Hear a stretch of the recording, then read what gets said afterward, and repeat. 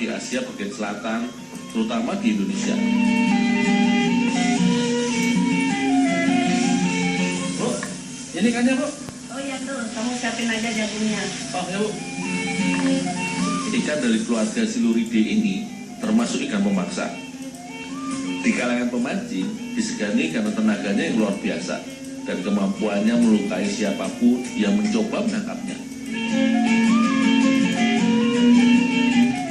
Ikan ini termasuk ikan yang paling banyak dicari masyarakat setempat setelah ikan belida, lais, toman, dan haruan. Daging ikan tapa terkenal enak dan gurih, sehingga sering diolah menjadi beragam olahan khas. Salah satunya adalah wadi ikan atau fermentasi ikan khas masyarakat Dayak. Setelah dibuang patil dan bagian perutnya, kemudian dipotong kecil-kecil. Wadi ikan selalu menggunakan ikan segar. Jadi, saat mulai diproses, ikan harus dalam kondisi hidup. Ini akan mempengaruhi kualitas rasa olahan nantinya.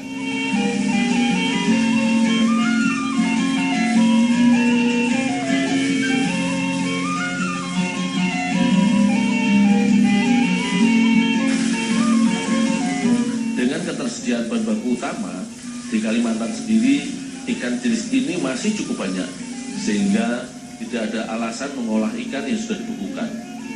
Pilihan utama pada ikan tapa adalah karena daging ikan ini cukup tebal, empuk, dan gurih.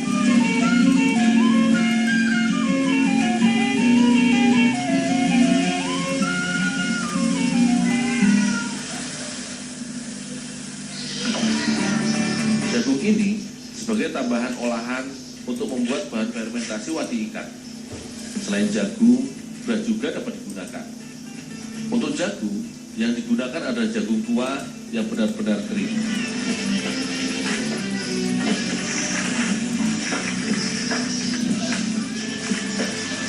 Jagung ini disimpan dalam wadah tertutup untuk memicu tumbuhnya sejenis fungi.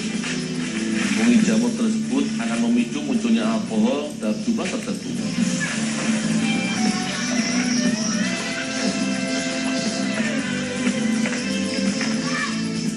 Untuk mempermudah perontokan biji jagung, kita harus buat jalur pertama dengan alat yang runcing.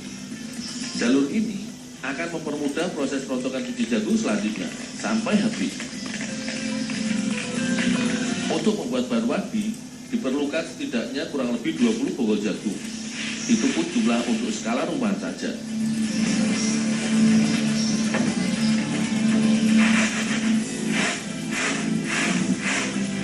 Agar jagungnya bersih, butir jagung dapat kita tapi beberapa kali. Dengan sendirinya, kulit ari biji jagung terbang terbawa angin, sehingga biji jagungnya langsung bersih.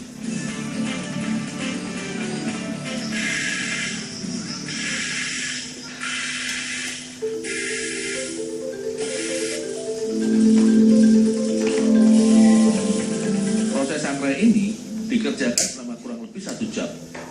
Agar matanya merata, kita harus mengaduknya. Dengan diaduk, akan terus terjadi perubahan posisi biji jagung di dalam wajan. Ini adalah satu-satunya cara agar tidak ada butiran jagung yang terlalu matang atau hangus. Biji jagung selama ini dinikmati sebagai sumber makanan alternatif. Jauh berbeda dengan padi dan singkong misalnya. Akibatnya, tidak banyak orang menanam jagung secara luas atau besar-besaran. Ketika sudah matang, akan terlihat perubahan warna yang cukup mencolok. Pada biji jagung akan muncul warna baru kehitaman, tetapi tidak menyeluruh. Proses selanjutnya adalah pembuatan bubuk tepung jagung. Meski telah matang, biji jagung tetap keras dan harus ditumbuk dengan kuat. Inilah sebabnya digunakan tumpukan dari besi. Dengan begini, biji jagung dapat dipecahkan dengan cepat.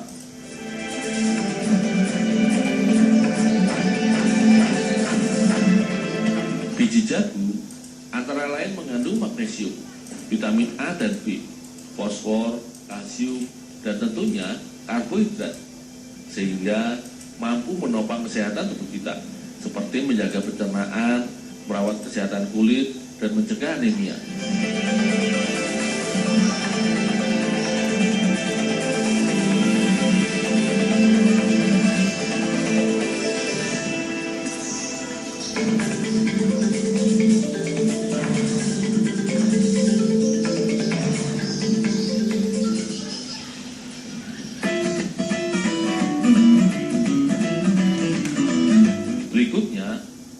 akan ditaburi garam dan diaduk.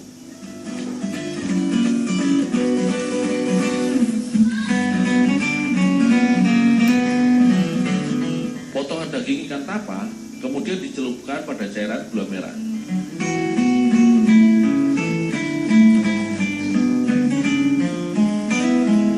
Terakhir, barulah ditambahkan bubuk tepung jagung.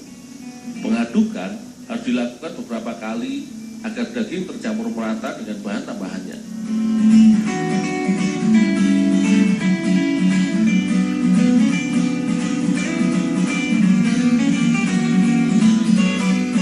Setelah diberi tambahan tepung jagung, potongan daging ikan disimpan dalam toples dan ditutup rapat serapat mungkin sehingga tidak ada udara luar yang masuk ke dalam, sehingga proses fermentasi berjalan lancar dan tidak gagal.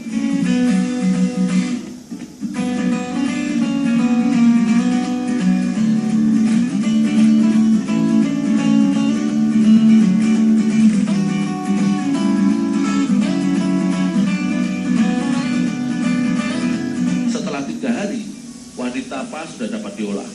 Terlebih dahulu, potongan daging tapa harus digoreng.